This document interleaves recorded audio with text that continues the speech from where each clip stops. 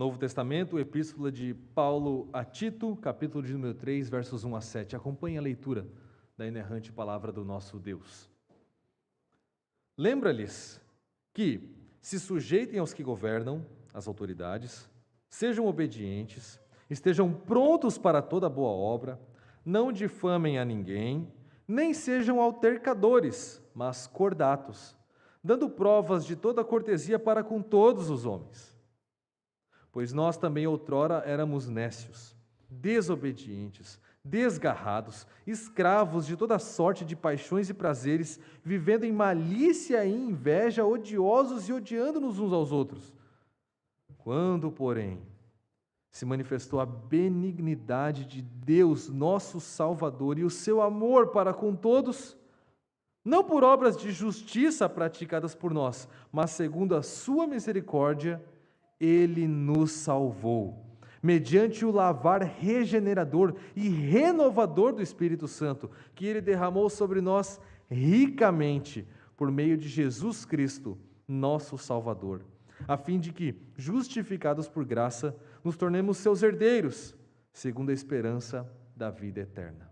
Até aqui a leitura da palavra do nosso Deus. Vamos orar ao Senhor, clamando pela iluminação do seu Espírito sobre nós.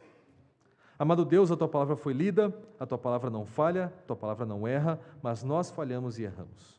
Nós falhamos ao não darmos atenção às profecias, darmos atenção à Tua palavra, darmos atenção à exposição da Tua palavra, nós falhamos a não meditar nela, a não praticá-la, a não obedecê-la. Por isso nós carecemos de Ti, carecemos do Teu Espírito para que Ele ilumine a nossa mente, para que nós entendamos o que está escrito, para que nós amemos e cremos no que está escrito, para que nós obedeçamos aquilo que é a Tua palavra, alimento para a nossa alma. Alimenta-nos, ó Deus, desvenda os nossos olhos para contemplarmos as maravilhas da Tua lei, e renova em nós um coração que guarda a Tua palavra para não pecarmos contra Ti. Oramos em nome de Cristo Jesus, nosso Redentor. Amém.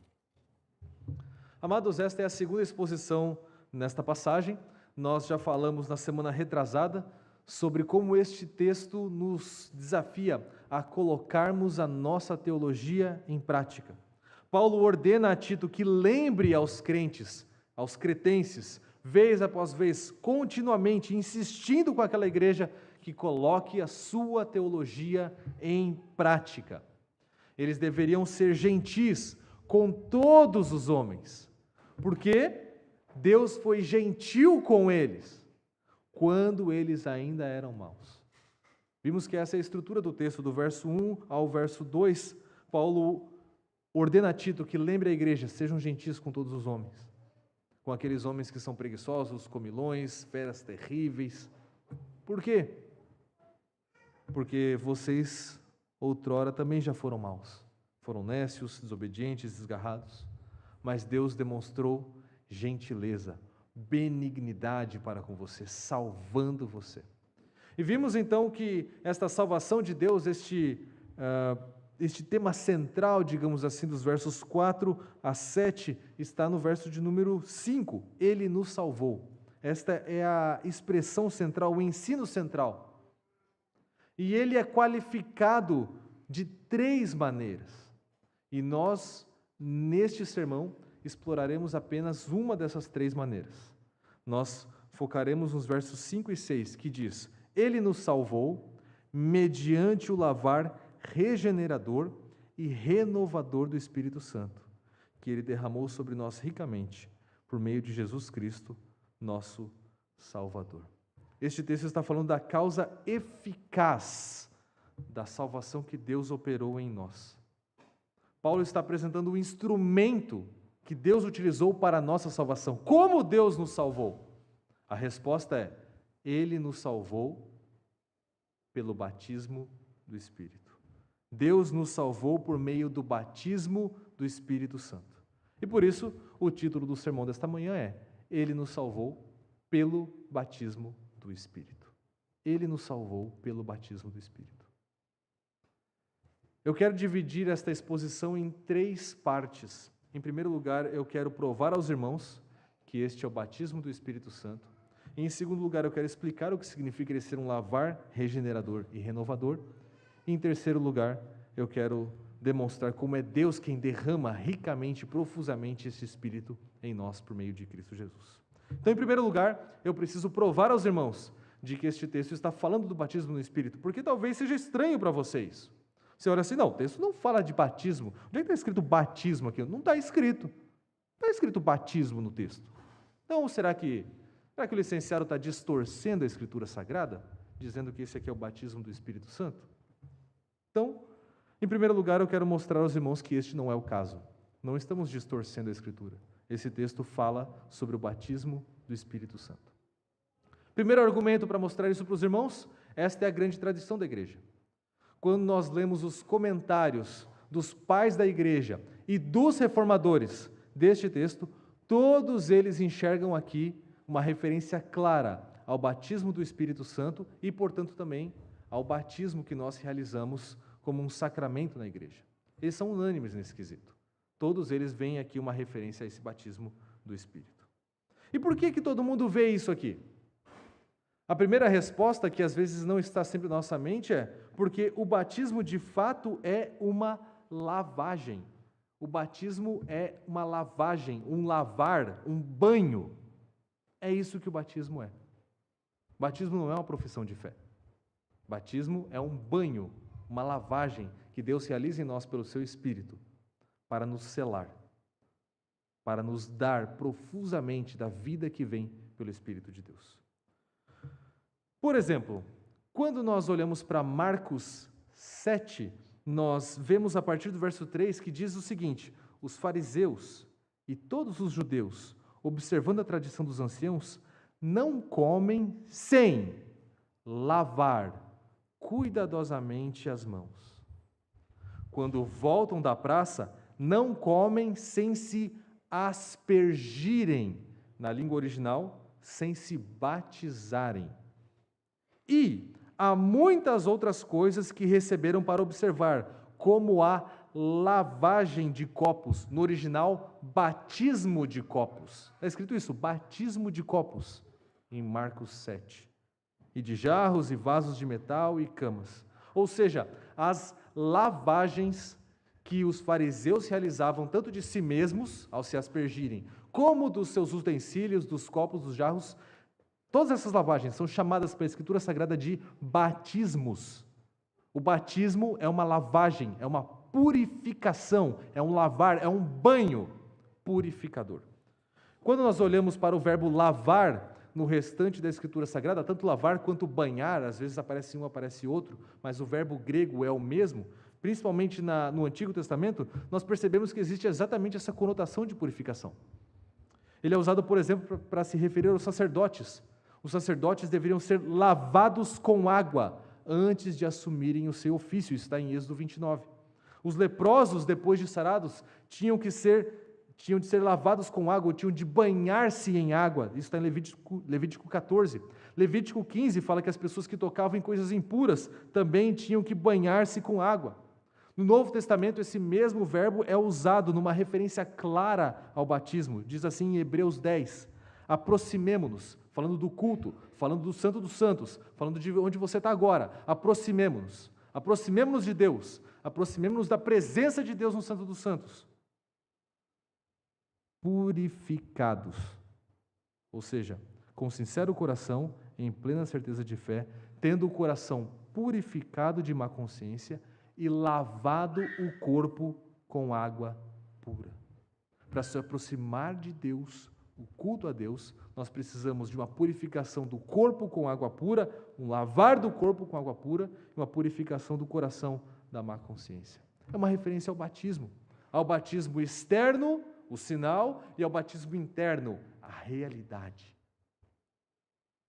Por isso, o batismo é de fato uma lavagem de purificação, cujas origens estão no Antigo Testamento. Aqui no nosso texto, Paulo usa um substantivo, ele não usa o verbo lavar, ele usa um substantivo, o lavar, o banho, a lavagem. Ele é usado só mais uma vez no Novo Testamento, só mais uma.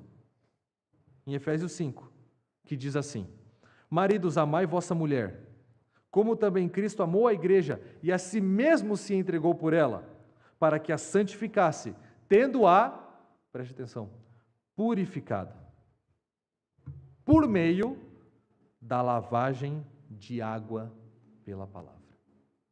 Cristo santificou a Escritura, Cristo santificou a igreja, santificou-a e purificou-a por meio de um banho, por meio de uma lavagem de água pela palavra, que é uma clara referência ao batismo também. Então, com toda essa argumentação, eu espero ter mostrado aos irmãos que o lavar regenerador e renovador do Espírito Santo poderia ser entendido, ou melhor, deve ser entendido como o batismo regenerador e renovador do Espírito Santo. Não é o batismo com água. Você percebe que é o batismo do Espírito Santo. O batismo do Espírito Santo é a realidade, o batismo com água é o sinal. A linguagem é de batismo, a linguagem é de lavar. A linguagem é de algo físico, de banhar-se, banhar o seu corpo, aspergir o seu corpo.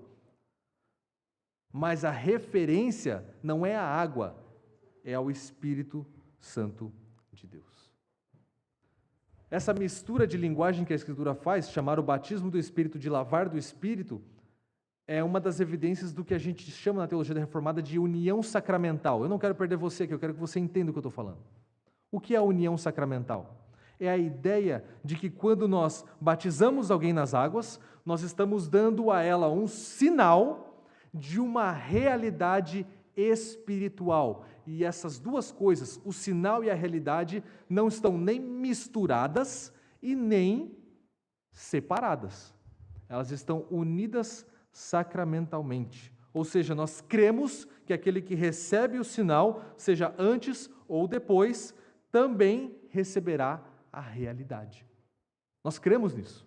Por isso nós batizamos com água. Quando você professa a sua fé, adulto, e nós batizamos você com água, nós cremos que você foi batizado com o Espírito de Deus. Quando nós trazemos uma criança ao batismo e nós batizamos elas com água, nós cremos que ela já recebeu ou ainda receberá o mesmo batismo do Espírito que os pais dela receberam. Esta é a união sacramental. Nós cremos que o sinal e a realidade estão juntos, estão unidos. Nós não separamos essas coisas e nós também não misturamos essas coisas. Nós não cremos que o sinal seja a própria realidade. Os romanistas creem assim. Eles creem que a criança recebe o batismo e ela é regenerada. Não cremos nisso. Mas nós não cremos também, como a maioria dos evangélicos, que as duas coisas são completamente distintas, que o sinal seja vazio, que o batismo é simplesmente um rito que a igreja faz porque Jesus mandou fazer, mas ninguém entende o porquê. O sinal não é vazio.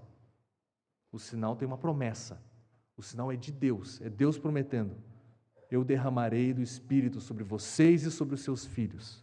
E por isso nós recebemos o batismo e administramos o batismo também aos nossos filhos. O sinal aponta para a promessa da realidade e ela é eficaz em todos aqueles que Deus chama para si.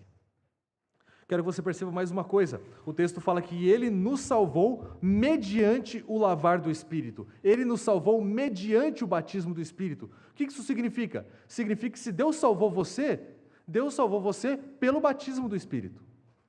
Foi por meio da lavagem do Espírito Santo, por meio do batismo do Espírito Santo, que Deus salvou você.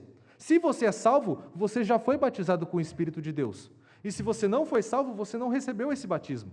Não tem alguém que seja salvo e não seja batizado com o Espírito de Deus. E é por isso que a gente rejeita a teologia pentecostal.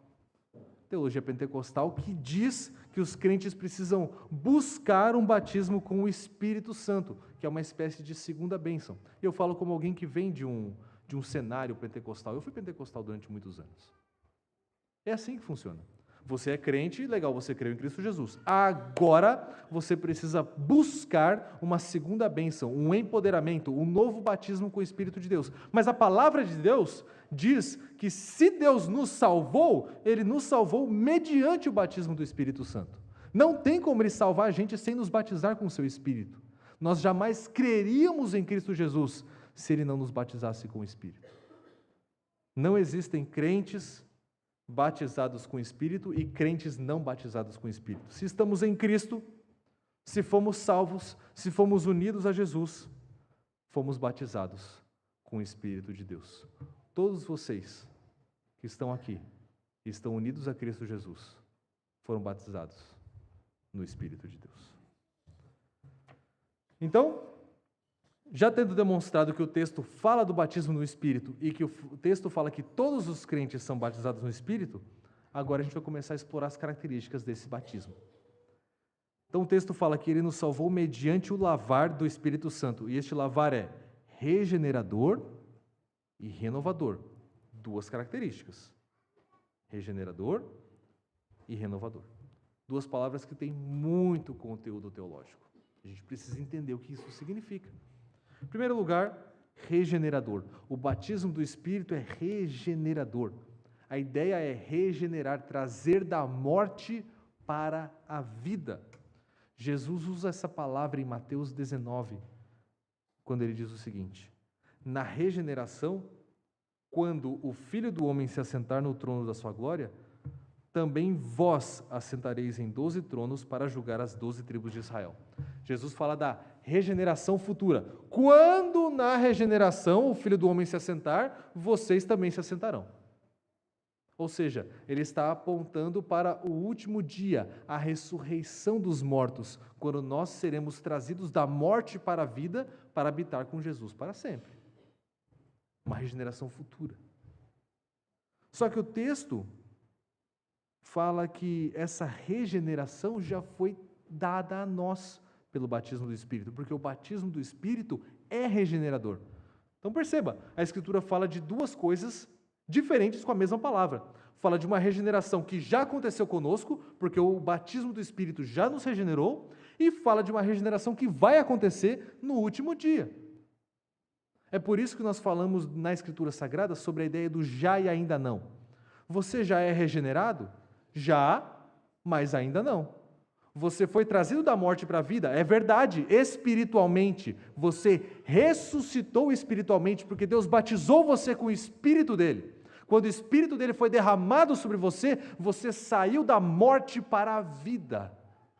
Mas isso é só espiritualmente. Acredite, o seu corpo não ressuscitou ainda. O seu corpo, assim como o meu, assim como o de todos nós, está caminhando dia após dia para a corrupção. Nosso corpo se deteriora. O meu, pelo menos, sim. E dá para ver claramente. Os fios brancos estão se acumulando, meus irmãos. Estão se acumulando. E vai acontecer com todos nós. Mas no último dia, Cristo nos trará fisicamente da morte para a vida. Será a regeneração completa. Por enquanto, ela é inaugurada. É já no espírito, mas ainda não no corpo. No último dia vai ser consumada no espírito e no corpo, regenerados para Deus. A mesma coisa a gente pode falar do adjetivo renovador. O lavar do espírito nos renova. Aqui está presente a teologia da nova criação, a ideia de você ser nova criatura. Deus prometeu que iria fazer uma coisa nova em Isaías, e falou que ia fazer novos céus e nova terra. No princípio criou Deus os céus e a terra, e ele falou que no fim dos tempos ele faria novos céus e nova terra, uma nova criação. O batismo do Espírito é renovador em nós. Ele faz com que nós entremos nesta nova criação. Nós fazemos parte da nova criação. Por isso que Paulo escreve aos Coríntios, segunda carta, capítulo 5, que se alguém está em Cristo é nova criatura. As coisas antigas já passaram, eis que se fizeram novas. Como as coisas se fizeram novas na sua vida? Pelo batismo do Espírito. O batismo do Espírito trouxe você da morte para a vida, trouxe você da velha criação para a nova criação, trouxe você do pecado de Adão para a justiça de Cristo Jesus. Você que tinha um coração que odiava a Deus, agora tem um coração que ama o Senhor. Essa é a sua regeneração, essa é a sua renovação. E como Deus fez tudo isso em você? Pelo batismo do Espírito. Esse batismo, portanto, é anterior à fé. Você jamais creria, você jamais amaria a Deus, você jamais ouviria o Evangelho e diria, eu quero isso, se o Espírito não te batizasse primeiro. Primeiro, o batismo do Espírito precisa ser aplicado a você por Deus, para que você seja regenerado, renovado no seu entendimento, no seu espírito, na sua alma, no seu homem interior, a fim de que você ouça o Evangelho e diga: isso é verdade. Eu sou essa pessoa. Eu sou devedor a Deus. Eu sou pecador. Eu preciso de Jesus. Se você olha para Cristo, se você ouve o Evangelho e diz: é verdade, eu sou pecador, eu preciso de Jesus, é porque você foi batizado com o Espírito de Deus. É porque você foi lavado pelo Espírito de Deus. Dispondo desse novo coração, você então agora pode crer, você pode se arrepender e você pode viver uma vida na presença de Deus, agradando ao seu Pai. E agora nós seguimos para o verso 6. Já então provamos aos irmãos de que é o batismo do Espírito que está em voga neste texto, já explicamos o que significa regenerador e renovador, e agora, verso 6, o batismo do Espírito é realizado por Deus. O verso 6 diz que Ele, quem é Ele? Deus, derramou sobre nós ricamente. O que Deus derramou sobre nós ricamente? O seu Espírito Santo. Deus derramou o seu Espírito Santo sobre nós ricamente. Então, nós vemos aqui novamente o cumprimento das promessas do Antigo Testamento. Nós lemos, por exemplo, em Joel 2:28, derramarei meu Espírito sobre toda a carne. Em Isaías 32 nós lemos, a cidade populosa ficará deserta até que se derrame sobre nós o Espírito lá do alto. Então o deserto se tornará em pomar e o pomar será tido por bosque. Promessas para Israel, cumpridas na igreja, que é o verdadeiro Israel de Deus dos últimos tempos. Lembre-se disso, as promessas feitas a Israel cumprem-se em Cristo, e você, unido a Cristo, recebe essas promessas. A promessa do deserto que virá a pomar é a promessa que você recebe no seu coração. É por isso que agora você pode frutificar no Espírito de Deus, porque ele foi derramado sobre você, e o seu coração, que era um deserto, que era infrutífero, que a palavra de Deus batia e ia embora, não produzia nada, porque o solo era horroroso, foi transformado em pomar, pelo Espírito de Deus, que foi derramado sobre você. Então agora o seu coração frutifica. É por isso que não tem como alguém crer em Cristo e não ter boas obras, porque se você crê em Cristo, é porque você foi batizado no Espírito. E se você foi batizado no Espírito, o seu coração é terra fértil. E terra fértil frutifica. Terra fértil frutifica sempre. Todo aquele que recebe o batismo do Espírito não é mais um deserto infértil, mas deve apresentar o fruto do Espírito. Então, qual que é o sinal do batismo no Espírito Santo? São línguas estranhas, profecias, milagres? Não. O sinal do batismo no Espírito Santo é um coração que é terra fértil, porque se o Espírito Santo foi derramado sobre você, então amor, alegria, paz, bondade, benignidade, mansidão, domínio próprio, fé, tudo isso precisa ser gerado no seu coração. Tudo isso precisa aparecer, porque você foi batizado com o Espírito de Deus. Aliás, o texto fala que Deus derramou o Espírito sobre nós ricamente. Deus não foi mesquinho. Deus não falou: eu vou dar um pouquinho para você e aí depois você tem que buscar mais, você se vira, você vai por conta própria. Não. Deus derramou ricamente para que frutificássemos ricamente. E por fim, o texto afirma que Deus derramou o Espírito sobre nós ricamente por meio de Jesus Cristo. Temos falado isso várias vezes, espero que os irmãos já tenham pegado isso, já esteja no sangue. O que significa Cristo? Cristo significa ungido. Jesus Cristo é aquele que foi ungido sobremaneira com o Espírito de Deus. Ele é o sumo profeta, o sumo sacerdote, o sumo rei, como nós expusemos algum tempo atrás. E agora o que ele faz? Ele derrama desse Espírito. Foi isso que Pedro afirmou no seu primeiro sermão. Exaltado, pois, à destra de Deus, tendo recebido do Pai a promessa do Espírito Santo, derramou isto que vedes e ouvis. Falando sobre Jesus Cristo. Ele foi exaltado, ele recebeu a promessa do Espírito, porque ele é o verdadeiro Israel. O Espírito foi dado a Cristo, ele herdou a promessa, e ele derramou sobre nós, ricamente. Isso significa que ninguém pode ser batizado com o Espírito de Deus se não for por meio de Jesus. Não tem salvação a parte de Cristo. Porque se o Espírito derramado, é derramado por Cristo. O Espírito procede do Pai e do Filho. Se a pessoa não está em Cristo, se ela não crê em Cristo, ela não tem do batismo do Espírito. Não há outro caminho, não há outro meio. Jesus Cristo é o nosso Salvador, é assim que o versículo termina. Ele é o único e suficiente para todos aqueles que são seus. Então agora eu quero concluir o sermão desta manhã, meus irmãos, reforçando algumas aplicações que nós fizemos ao longo da exposição do texto. Nós sabemos que o texto, como um todo, do verso 1 ao 7, está nos confrontando para colocar a nossa teologia em prática. E os versos 5 e 6 falam que Deus nos salvou por meio do batismo do Espírito, cujo sinal é o batismo nas águas. Nós precisamos colocar a teologia do nosso batismo em prática. Precisamos colocar a teologia dos nossos sacramentos em prática. Esse batismo do Espírito nos uniu a Cristo, fez de nós pessoas regeneradas e renovadas, participantes da nova criação, para que frutificássemos ricamente. Então a primeira coisa que eu quero reforçar com os irmãos é que você já foi batizado com o Espírito. Eu fui criado na doutrina pentecostal, eu conheci a teologia reformada há menos de 10 anos. E eu sei o que é a pressão por buscar o batismo do Espírito, por falar em línguas. E talvez boa parte dos irmãos que estão aqui tenham conhecido isso também. Saibam o que é você estar em um culto e ser chamado à frente e o pregador ficar falando para você, fale em línguas, fale em línguas, fale em línguas. Mas a verdade da Escritura é que você já foi batizado com o Espírito de Deus. Você já recebeu dele ricamente. Ricamente. Deus já derramou dele sobre você profusamente.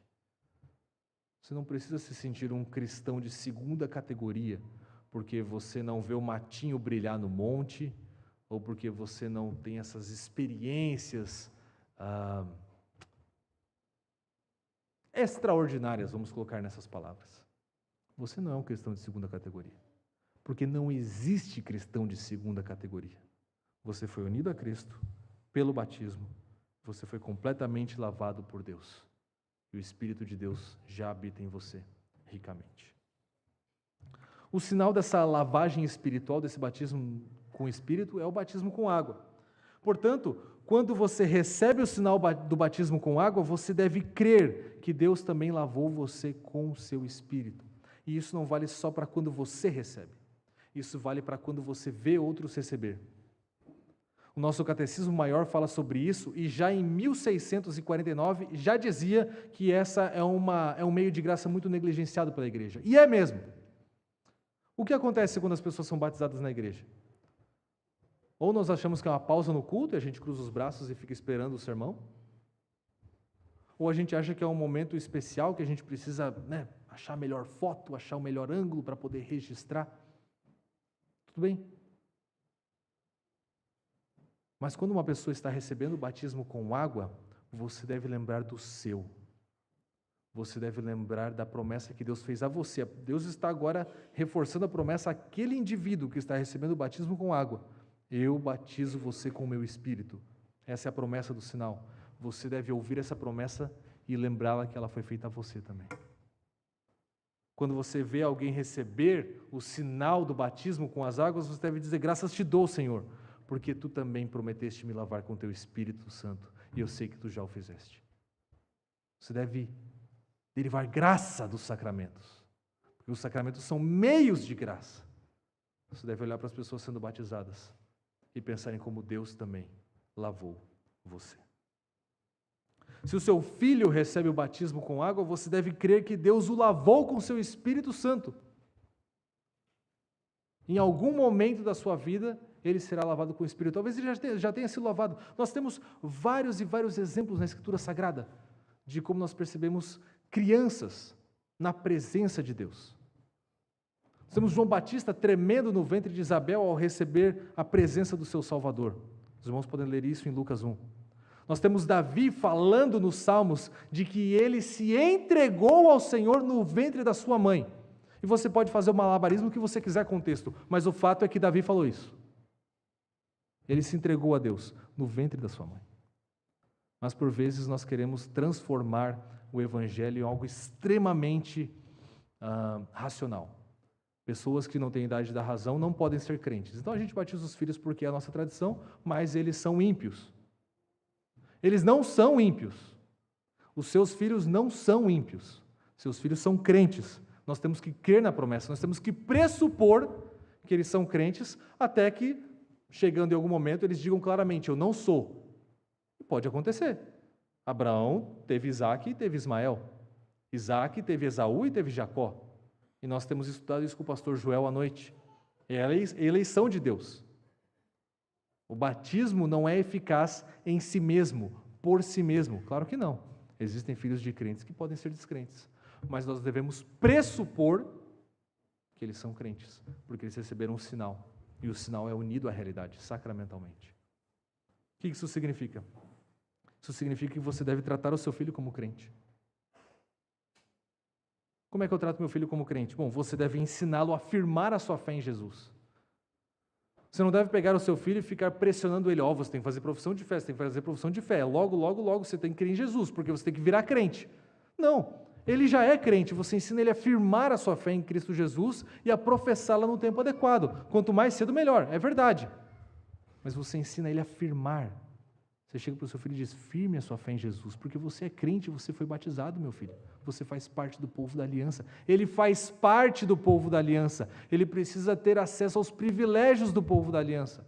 Seu filho precisa receber o ensino da palavra.